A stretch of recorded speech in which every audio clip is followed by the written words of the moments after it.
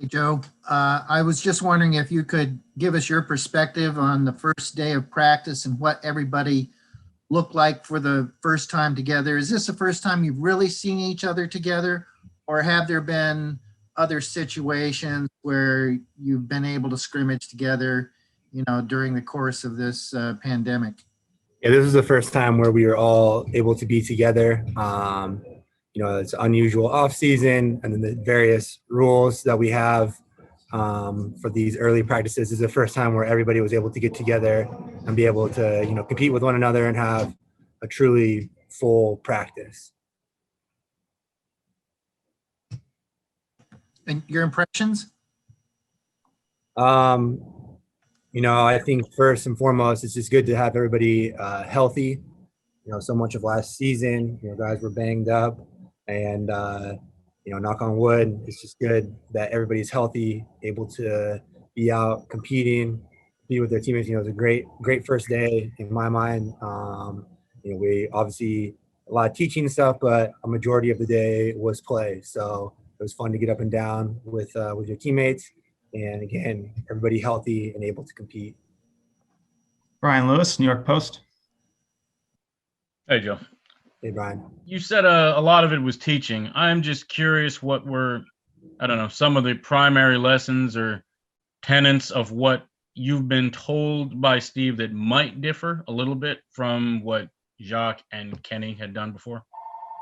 It's nothing super drastic. I think, defensively, we're kind of changing up things a little bit. It's a little bit more comparable to the defense that we did, the defensive philosophy that we had in the bubble, where, it's not so much sort of a 2-on-2 schematic center field. It's a little bit more aggressive. We're trying to make the offense play unbalanced and out of rhythm and play a little bit more aggressive, use the length and athleticism that we have.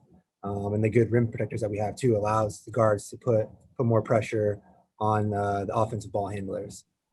And then offensively, a lot of the same stuff. Just allowing guys the freedom to play.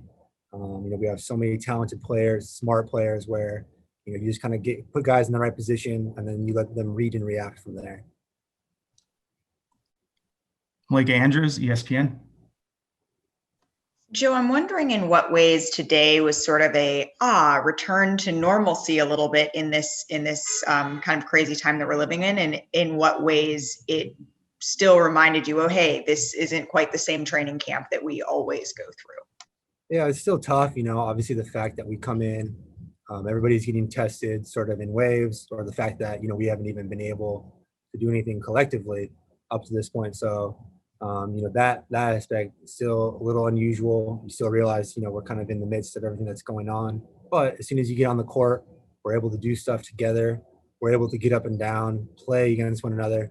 Then you get back to the sort of normalcy, and that's when it feels great, though, just to be able to get out, compete, play 5-on-5, and get up and down. Christian Winfield, New York Daily News. Hey, what's going on, Joe? How you doing? What's up, Christian? Good. Simple question. What kind of coach is Steve? You got a little bit of working with him. Just how would you describe his coaching style, and how is he going about leading this team in training camp? Steve is great. I think just because he has familiarity with the league, he's got a familiarity with a lot of guys on our team. He played 20 years, and this sort of idle time where he's been removed from the game, thinking about coaching, I think it's allowed him a lot of time to think about how he would want to coach, for guys that are in the NBA right now. And I think the way that he handles everybody in this room, we couldn't have asked for a better guy. He does an unbelievable job, though, too, of delegating. We have a great staff.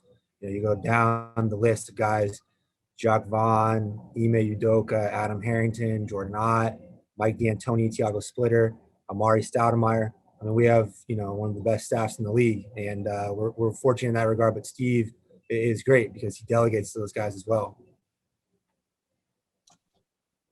Tom Dowd, BrooklynNets.com. Hey, Joe, with the compressed nature of this camp, just schedule-wise, do you have a sense that this might be a little bit different, or does it affect, the expectations of what you guys can get in and where you're even going to be as a team by the time the season starts? Yeah, I think it's tough. You can't practice hours on end. The lead up. The schedule is going to be pretty tough just with how condensed it is. So you can't beat guys up in this early period. We're still trying to get the teaching stuff in, get a chance to get everybody to establish their rhythm, play without breaking guys down. So it's a difficult task just because it is such a quick turnaround. But I think that's what these early games are for. Our game December 13th, 18th, those preseason games are also sort of, more kind of, we're looking at them like organized practices as well, where you just can iron out some of the kinks, but more in the exhibition setting. Greg Logan, Newsday. Joe, I know it's just the first practice, but can you get any small sense of what it's going to be like to play with KD and Kyrie and see the pressure they're going to put on defenses, and what will that mean for the perimeter guys like yourself? Yeah, I think, first and foremost, they are two of the best offensive players that, have been in this game, since they've been in the league. And, that hasn't changed, the way that they look today, was sharp. Like I said, the number one priority this offseason was for them to get healthy, and they definitely are. They look great. And they just, they put so much pressure on the defense because of how talented they are and how they're able to exploit their matchups, their individual matchups. But they're also smart, heady players. They make the right decisions, they make the right plays, and it's good for guys like myself. I think you look across this team, and we have so many guys that are so good with the ball in their hands, but we have a lot of players that are good without it too. That's our bigs. That's Torian, it's Landry, Tim. You go down the list. Myself. We have a lot of guys that are good off of the ball as well. And, I think, when you have that good combination, it allows guys like Karis, Spencer, Kai, Kevin, the ability to really have a lot of freedom to play offensively. Bob Windrum, Nets Daily.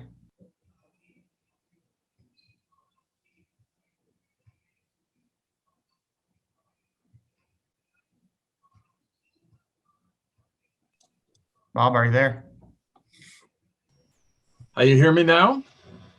Gotcha. Yeah.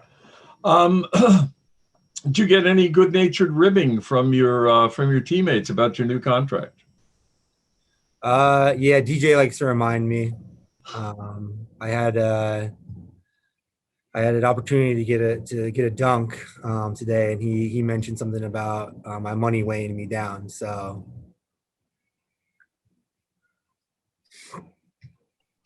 We will go to Christian Winfield, New York Daily News.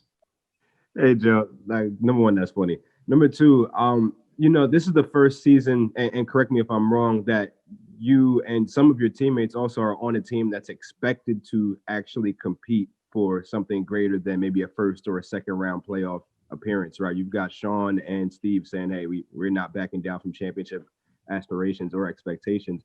What's it like, to be on that type of team, to go from such a drastic shift from, just trying to stay afloat to make the playoff picture to now you guys are expected to really compete and make a deep playoff run? What's that like for you? I think it's awesome. That's what you hope to build to in this league. A couple of years ago when we were looking at ourselves, obviously you have to be realistic about your expectations. But this is where you hope to get.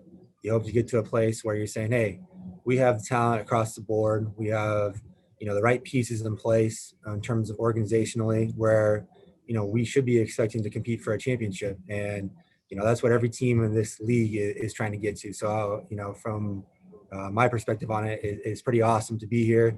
This is my 7th year in the NBA, and it's special to be a part of something like that. Michael Grady, the S Network.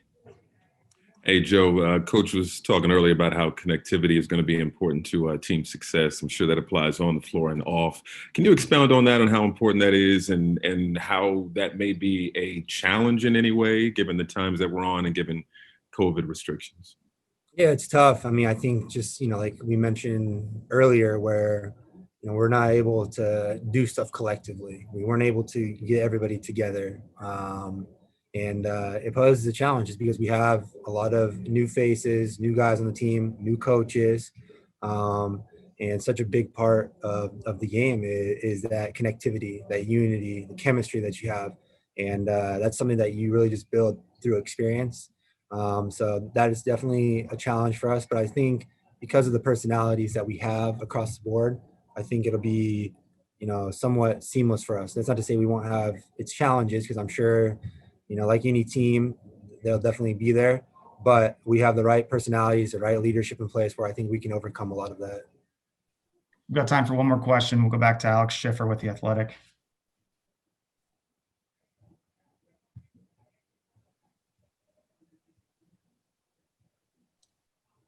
Alex, are you there? Can you hear me now? Gotcha. Joe, you talked about scrimmaging with this team. You guys are so deep. I mean, your reserves could probably make up a starting five on some other teams. Just how competitive is a scrimmage with this team compared to some of the others you've played on? Yeah, this is definitely probably the highest level sort of inner squad scrimmaging I've ever been a part of. And like you mentioned, just the depth that we have. We have a lot of really talented players. And when we go 5-on-5, today we didn't really break it up, starters versus reserves. It was more sort of evenly spread, but the games are ultra competitive, and that's just because we have so much depth down the line.